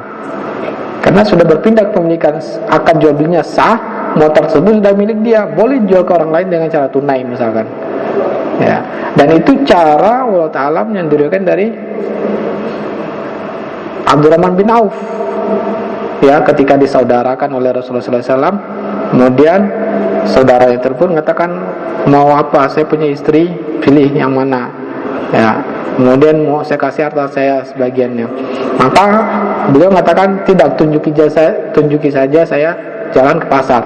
Maka caranya beliau bagaimana? Beli barang tidak tunai, bayar nanti, dijual dapat uang tunai. Paham? Nah ini jelaskan para ulama. Jadi jual beli dulu, nanti saya bayar ya sore. Nah sekarang jual ke orang lain, dapat uang tunai, nanti bayar itu. Kan itu biasanya. Dan itu boleh, nggak masalah. Ya, silakan. Assalamualaikum warahmatullahi wabarakatuh. Waalaikumsalam warahmatullahi wabarakatuh. Tadi disebutkan kan untuk jual beli emas itu harus tunai, Ustaz. Iya. Bagaimana kalau misalkan pada saat beli harganya kebetulan ini kan agak mahal, Ustaz. Pembayarannya via transfer. Yang seperti itu dibolehkan apa? Transfer, tapi transfernya di tempat pakai m-banking gitu. Ya. Nah, itu yang pertama, Ustaz. Itu dibolehkan. Yang kedua, saya sebagai misalkan pembeli, Ustaz, kan kebanyakan jual beli online itu kan tadi disyaratkan ininya harus mempunyai barangnya harus dimiliki oleh penjualnya itu, dikuasai, diterima apakah dulu. kita yang sebagai pembeli itu harus mengetahui itu, jadi harus nanya dulu barangnya sudah dimiliki apa belum, karena kita nggak tahu penjual itu apakah punya sendiri apakah punya orang lain. Sebagai pembeli itu harus ada syarat seperti itu atau enggak? Ya. Yang pertama tadi bolehnya transfer tadi dengan syarat transfernya waktu dia di tempat emas tadi. Ya, berarti sudah tunai. Karena dengan transfer tersebut secara hukum dia sudah memegang uangnya tadi, si pemilik emas. Karena dia sudah menerima uangnya, pembayaran. Berarti tunai, itu dianggap tunai. Yang kedua tadi kita tidak harus. Karena dia jual beli itu pada dasarnya seorang muslim dia harus tahu hukumnya. Maka tidak ada syarat jual beli sah, kita harus bertanya dulu, ini beli kamu atau tidak. Pada dasarnya adalah seorang muslim dia menjual dalam milik dia, jadi tidak ada syarat itu. Tapi kalau kita tahu belakangan atau memang tahu kita pura-pura tidak tahu, maka ini berdosa. Ya kita tahu, pura-pura tahu ini barang curian ini, tapi kita pura-pura nggak tahu aja, berarti berdosa. Ya, silakan yang lain, silakan Pak. Assalamualaikum Assalamualaikum warahmatullahi wabarakatuh. Waalaikumsalam. Mohon penjelasannya, takut saya salah. Tadi kan ada dijelaskan nggak boleh menjual barang KW, Ustaz ya? Ya, karena merek tadi adalah milik orang. Misalkan yang sudah terjadi sekarang nih, kan ada, kita tahu ini ada KFC nih, Ustaz ya, KFC. Kemudian di tempat kita kan banyak yang jual ayam-ayam goreng yang segala macam lah kayak gitu tuh. Itu secara hukum boleh apa enggak, Ustaz? Jazakallahu khairan. Dia menjual tuh tulisannya KFC juga. Ayam. Bukan, beda merek. Beda merek kan. Bahannya sama, namanya berbeda. Namanya berbeda itu, Pak. Bukan yang haram itu dia pakai nama KFC. Oh, gitu. Itu KFC itu kan ada apa, logonya itu kan khusus itu kan. Logo itu ditempelnya dijual ayam gorengnya itu yang KW, Pak. Oh. Bukan karena menirunya, Ustaz ya? Enggak. Oh iya. Bukan. Jazakallahu khairan. Kalau Daihatsu tempel Toyota gimana?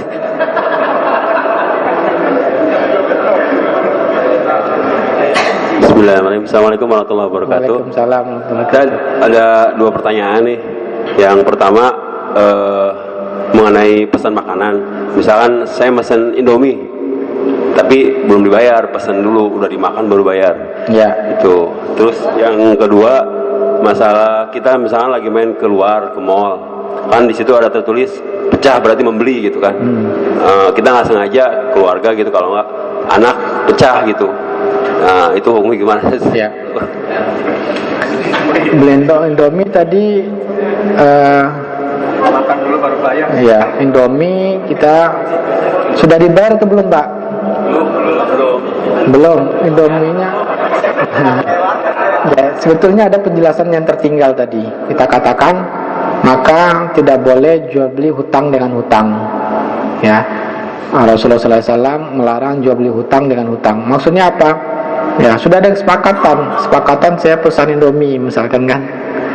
Contohnya yang tidak boleh, saya butuh yang haram, contoh yang haram. Saya butuh ini, contohnya ini buku harta haram. Ya, tolong sediakan buku harta haram 100 ya. Kemudian sepakati, diserahkan kapan tanggal sekian. Kemudian bukunya nanti, sepakatan ini sudah sepakati, uangnya diserahkan nanti ya. Kemudian bukunya juga diserahkan nanti. Tapi ini kesepakatan mengikat. Ini apa namanya? PO kan? PO. Makanya haram. Kenapa? Karena jual hutang dengan hutang. Ya, kesepakatan ini mengikat. Ya, tidak bisa dibatalkan dan tidak bisa mengikat. Sedangkan uang tidak ada, barangnya tidak ada. Maka ini ijma' para ulama haram hukumnya. Ya. Bagaimana supaya PO itu halal? PO itu ini hanya pesanan saja. Ya, sifatnya pesanan, tidak mengikat janji untuk beli. Begitu barangnya sudah ada, baru begitu barang sudah diserahkan, baru kita ada tanda tangan akad jual beli. Berarti jual belinya waktu barang ada. Itu menjadi halalnya, paham? Ya, itu solusinya. Nah, Indomie tadi, kita pesan Indomie, bayarnya kapan? Nah, ini kesepakatan depan boleh atau tidak ini? Hah? Enggak paham nggak maksud saya? Tadi kita jelaskan yang haram, ya. Sekarang Indomie, saya pesan Indomie, ya. Berapa harganya Indomie? 10.000. Ya udah, saya bayar nanti, ya. Nah, sepakatannya sekarang kan? Nah, atau ya udah saya bayar dulu 5.000 nanti kalau sudah selesai makan misalkan. Boleh atau tidak ini? Nah, ini boleh. Apa bedanya?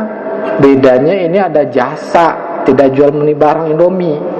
Ya, jasa ada Indomie tadi dimasak dulu, dikasih cabai, kasih bawang, kasih daun sawi ya, sayur sawi. Nah, itu jasanya itu boleh pakai DP. Jadi yang ada jual beli jasa boleh pakai DP atau bayarnya kredit. Contohnya kita pesan mobil, inden, bayar dulu, DP itu boleh. Kenapa? Ada jasa pengelolaan. Atau pesan baju atau rumah, itu boleh. Kenapa? Jasa itu boleh dibayar DP atau cicil atau nanti ngutang. Berbeda dengan barang. Kalau barang yang sudah ada tidak boleh. Paham maksudnya, Pak? Ya. Kalau buku Ya. buku itu Masya Allah, ya.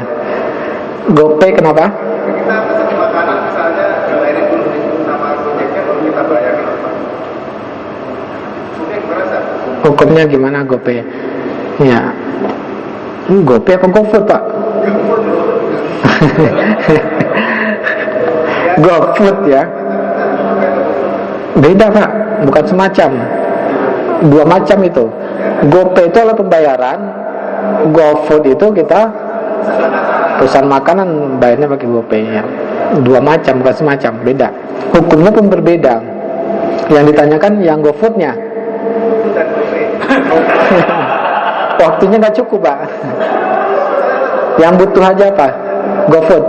GoFood itu haram karena ada ribanya di sana. Kenapa? Ya, kalau prakteknya seperti ini, kecuali kalau sudah berubah. Prakteknya itu misalkan gini, kita begitu lihat di GoFood ada makanan ya, harganya 25.000, kita pesan, langsung terkirim notifikasi pada driver ya. Pakai papan tulis sebetulnya lebih jelas ya. Kemudian driver tadi ini membeli makanan tadi ke merchant, ke restoran ya kan, dibayar dulu oleh dia. Kalau kita bayarnya tunai nanti berarti pakai uang dia bayarnya, tapi kalau kita bayar pakai GoPay, dia bayar pakai akunnya dia dulu ya. Jadi bukan uang kita yang bayar tadi, tapi pakai akunnya dia dulu bayarnya, yang uangnya ada di saldo dia. Nah, nanti begitu sampai ke kita makanan, kalau pakai GoPay baru dia masuk pembayaran GoPay tadi ke akunnya dia. Kalau tunai baru dia minta. Nah, di sana dia dapat keuntungan. Apa keuntungannya? Ternyata antara restoran dengan Gojek itu ada kerjasama ya. Apa kerjasamanya? Setiap transaksi si Gojek tadi mengambil 20%. Jadi kita beli apa tadi? Beli soto misalkan. Kalau sotonya 100.000 berarti 20%-nya berapa? 20.000 untuk Gojek yang harus setorkan. Nah, di mana letak ribanya? Driver tadi dia menalangin uangnya, dia dapat untung. Bagaimana untungnya? 20% tadi. Maka itu haramnya, ribanya. Kira-kira tergambar gak ya? Enggak. Karena dia minjamin uang dulu, kan dia minjam pakai uang dia dulu, dan dia dapat untung 20%. Karena ada kesepakatan setiap transaksi yang dilakukan itu dia dapat untung 20%. Untung 20% itulah ribanya. Berarti kita memesan GoFood, kita memberikan riba. Dosa lah. Karena Rasulullah SAW katakan, la'anallahu akila riba wa mukila wa katiba. Allah melaknat pemakan riba, memberikan riba. Kita termasuk memberikan riba di sini. Ya. Nah, di sana makanya driver GoFood itu lebih mahal daripada driver biasa. Karena ada keuntungannya, itu dibagi antara kantor dengan drivernya. Makanya lebih mahal. Ya. Saya rasa cukup Pak. Cukup, udah masuk bisa. Ya, kita cukupkan. Semoga ini bermanfaat. Ya, kita akhiri dengan doa kafaratul majlis. Subhanakallahumma bihamdika asyhadu an la ilaha illa anta astaghfiruka wa atubu ilaik. Wassalamualaikum warahmatullahi wabarakatuh. Assalamualaikum.